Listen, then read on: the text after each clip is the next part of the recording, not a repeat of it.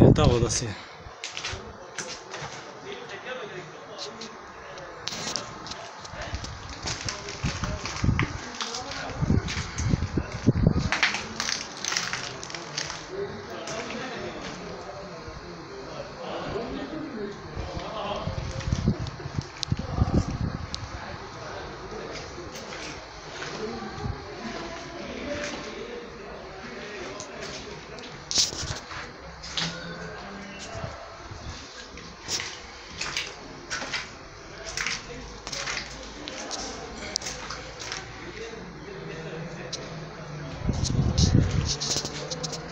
Elektrik kontağından sıkıntılı doğumda yangın çıktı.